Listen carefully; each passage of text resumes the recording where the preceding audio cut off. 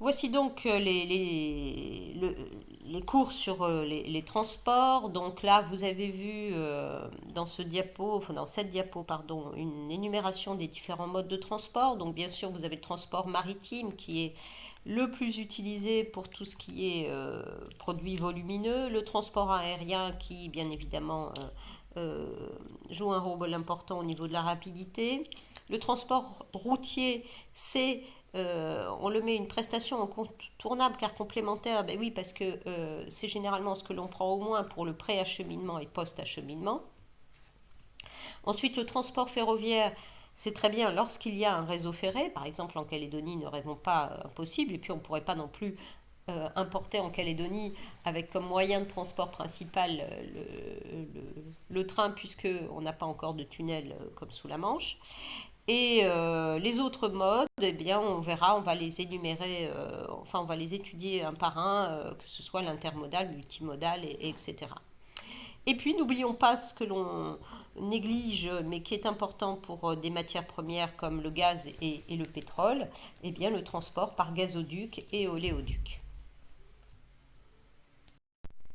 Alors, quels sont les critères qui vont permettre de choisir entre les moyens de transport? C'est le plus souvent, bien évidemment, les notions de délai, de prix, de sécurité et autres. Mais il faut savoir que non seulement, effectivement, le coût est important, mais il y a aussi la disponibilité. C'est-à-dire que certains moyens de transport, on l'a vu, ne sont pas accessibles pour certaines destinations.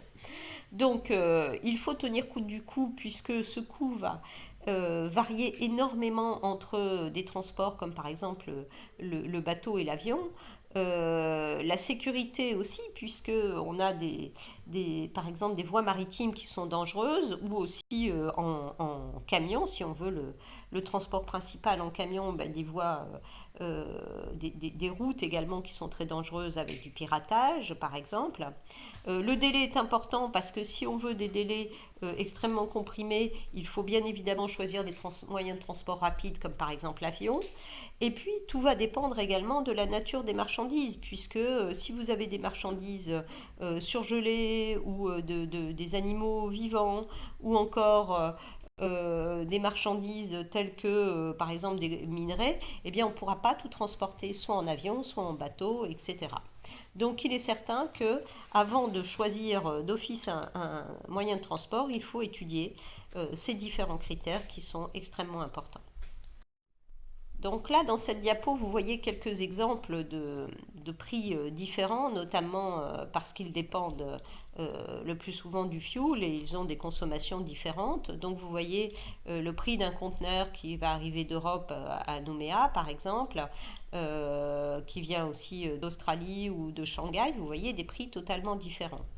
Et en plus, bien évidemment, non seulement vous avez le problème de la destination, du délai, et donc du coût important, mais vous avez aussi la provenance qui va être importante dans les notions de douane, puisque on va avoir eh bien, des préférences douanières qui sont logiques, puisque on peut faire partie d'un groupe de pays, on les a vus au début du cours, ces groupes de pays, et il est certain que la taxe, lorsque les produits viennent d'Union européenne, ben, les taxes vont être bien moindres que pour les produits qui vont venir d'Australie ou des États-Unis, etc.